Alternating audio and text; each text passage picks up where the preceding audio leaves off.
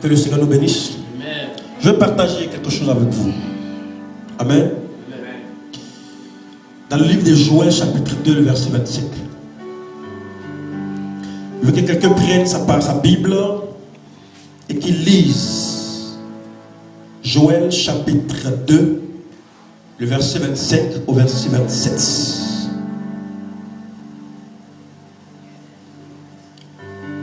Si quelqu'un a trouvé, il peut nous aider à faire la lecture.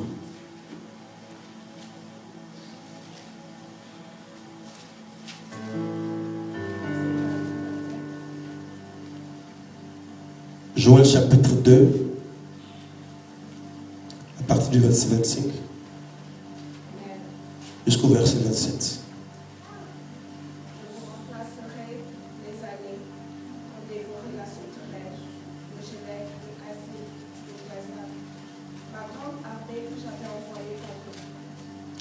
Vous mangerez et vous vous rassasierez, et vous célébrerez le nom de l'Éternel votre Dieu, qui aura fait pour vous des prodiges. Et mon peuple ne sera plus jamais dans la confusion. Et vous saurez que je suis au milieu d'Israël, que je suis l'Éternel votre Dieu, et qu'il n'y en a point d'autre. Et mon peuple ne sera plus jamais dans la confusion. Amen. Je vais lire ma version. Comme c'est directement écrit en hébreu ici, je vais lire ma version. La Bible dit, dans le livre de Joël, le chapitre 2, le verset 25 au verset 27. Je lis la parole de Dieu. Je vous ferai récupérer. Écoutez bien cette version. Je vous ferai récupérer ainsi les années qu'ont dévoré la sauterelle, la locuste, le hanneton et la chenille. Ma grande armée que j'avais lâchée contre vous, et vous mangerez une nourriture abondante. Et serez rassasiés. Vous glorifierez le nom de l'Éternel votre Dieu, qui aura fait pour vous tant de prodiges, et plus jamais mon peuple n'aura à rougir. Et vous reconnaîtrez que je suis au milieu de vous, que moi, je suis l'Éternel, votre Dieu, et nul autre. Et jamais mon peuple n'aura plus à rougir. Amen. Amen. Alléluia. Amen. Dis Amen avec moi. Amen. Écoutez. Ce soir, je peux dire quelque chose à quelqu'un. On ne sera pas long ce soir. Parce qu'on va prier par rapport à ce que nous avons lu ce soir. J'ai appris quelque chose. C'est que je ne regrette jamais d'avoir rencontré quelqu'un sur mon chemin. Je ne regrette jamais d'avoir rencontré quelqu'un dans ma vie. Quel que soit ce que la personne est, je ne regrette jamais. Avant, je me plaignais beaucoup de ce que telle ou telle personne a fait ci, a fait ça, a été malhonnête, ingrat. Ou bien j'ai tout espéré, j'ai tout mis ma confiance. Mais justement, la Bible dit malheur à celui qui met sa confiance en l'homme. Écoutez, ne regrettez jamais d'avoir rencontré quelqu'un sur votre chemin. Dis Amen avec moi. Amen. Car les bonnes personnes que tu as rencontrées dans ta vie vont te donner du bonheur. Et eh bien, les bonnes personnes que tu as rencontrées vont te donner du bonheur. Alléluia. Les mauvaises personnes que tu as rencontrées dans ta vie vont te donner de l'expérience. Quand tu as rencontré quelqu'un dans ta vie qui a été une mauvaise personne, ce que la personne t'a fait est une bonne expérience pour ta vie. Alléluia. Amen. Alléluia. Amen. Les méchantes personnes dans ta vie que tu as rencontrées vont te donner une leçon. Parce que Dieu ne vous fera jamais rencontrer quelqu'un en vain. S'il a fait rencontrer des gens qui ont maltraité Israël à Israël, c'est parce qu'il y avait quelque chose à tirer de là. Il y avait une leçon à tirer. Chaque fois que Dieu permettait qu'un peuple batte Israël, c'est parce qu'Israël devait se remettre en cause et repartir de plus belle. Alléluia. Parce que, écoutez-moi bien, dans tous les cas, tu gagnes quelque chose. Même quand tu as perdu, tu gagnes quelque chose. Est-ce que je me fais comprendre ce soir? Même quand tu as perdu beaucoup de choses, mais ce qui est sûr, c'est que tu gagnes quelque chose. Pourquoi? Parce que dans ce que tu vas avoir, dans la bonne personne que tu vas rencontrer, tu auras du bonheur. Donc tu auras appris à avoir du bonheur. Dans la mauvaise personne que tu vas rencontrer, tu auras appris à avoir une expérience. Dans la méchante personne que tu auras rencontrée, tu auras tiré une leçon de ta vie. Tu ne perdras jamais. Vous savez pourquoi? Je vais vous dire pourquoi. Parce que dans la vie, tant qu'on apprend, on gagne. Est-ce que quelqu'un m'entend ce soir? Et tant que tu apprends quelque chose dans la vie, tu gagnes. Il y a un sage chez nous qui disait, un écrivain, qui disait ceci: quand vous rencontrez quelqu'un, faites comme si vous n'êtes pas intelligent, vous n'êtes pas sage. Quand il vous démontre sa sagesse et son intelligence, vous prenez la sienne et vous la mettez sur ce que vous avez. Ainsi, lui il a une connaissance, il a une sagesse. Vous avez une connaissance, une sagesse, plus la sienne, ça vous fait 2 connaissances, 2 sagesses. Vous avez appris, demain vous êtes plus fort que la personne qui vous a appris quelque chose.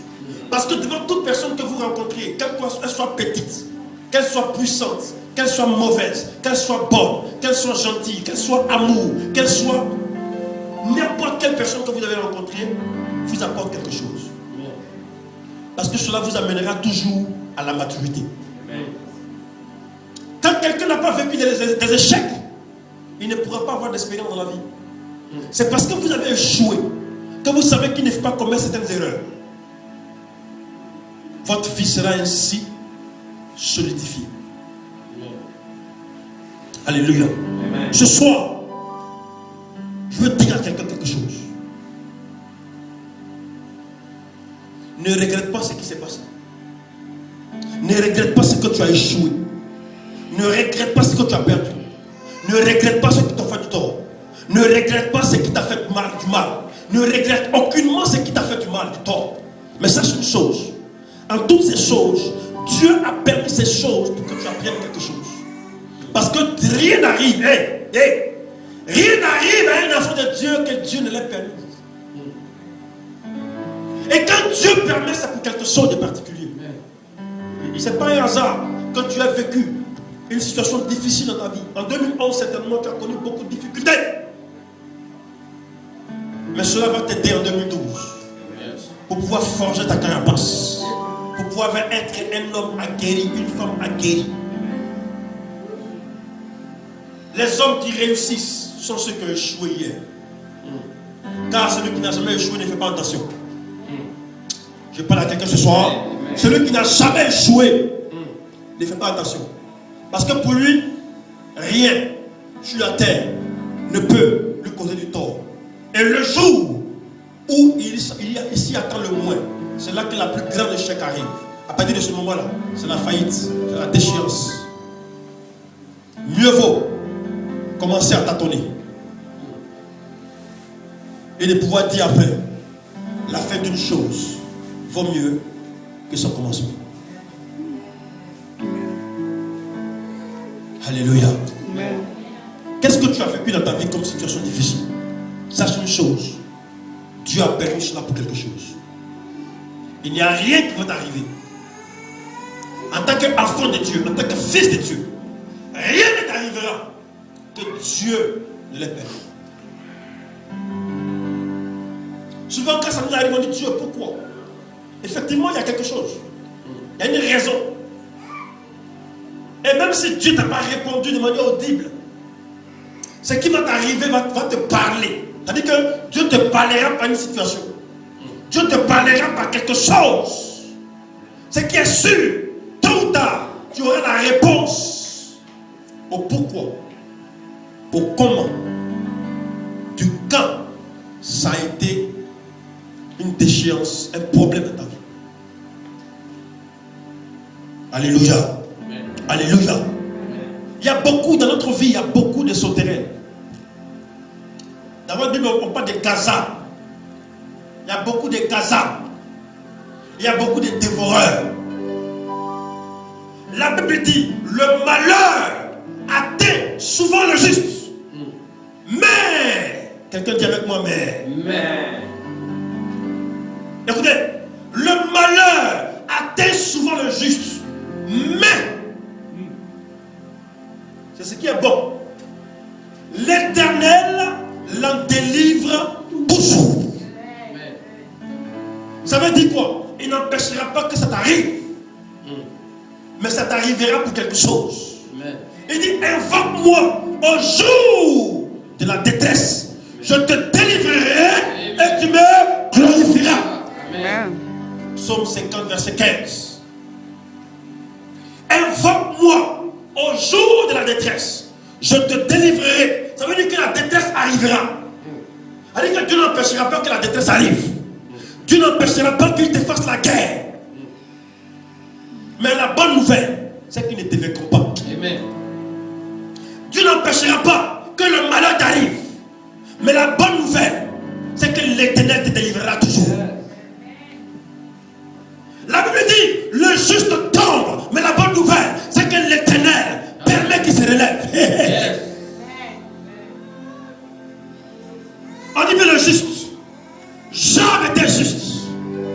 Il n'avait pas de péché en lui, tellement il craignait Dieu, jusqu'à il priait pour ses enfants. Il était un homme saint. Il était le témoignage vivant de la gloire de Dieu sur la terre, parce que Dieu l'avait béni. Et parce que Dieu l'avait béni, cet homme était un homme qui était le témoignage, la preuve palpable de la puissance de Dieu et de la manifestation de la grâce de Dieu sur la terre. Mais le juste tombe. Ce qui est bon dans l'affaire, c'est qu'il ne reste pas à terre. Dieu le relève toujours. Et il lui multiplie ce qu'il avait dévoré. Il lui multiplie ce que l'homme, les démons, les sorciers avaient dévoré. La bonne nouvelle, c'est que quel que soit le temps, quel que soit le temps, quelle que soit la situation, quel que soit le temps qui va dans lequel vous allez passer votre temps de galère, votre temps de difficulté, l'Éternel vous délivrera toujours. Amen. Alléluia. Amen. Quelqu'un m'entend ce soir? Alléluia. Ce soir, nous allons prier. Je ne sais pas ce que les sauterelles t'ont dévoré. Je ne sais pas quelles ont été les difficultés que tu as traversées. Quelles ont été les difficultés que tu as traversées, je ne sais pas. Mais toi, tu le sais. Et Dieu le sait. Je ne sais pas ce que tu as perdu. Ce que tu as perdu, c'est ce qui t'a été dévoré. Mais la Bible dit que l'Éternel te fera oublier ton temps de misère, de problèmes, de difficultés. L'Éternel te relèvera. L'Éternel te rétablira. Et l'Éternel sera pour toi un Dieu. L'Éternel sera pour toi un Père. Amen. À cela, tu diras, c'est l'Éternel qui est Dieu. Amen. Dis à ton frère, bonne nouvelle.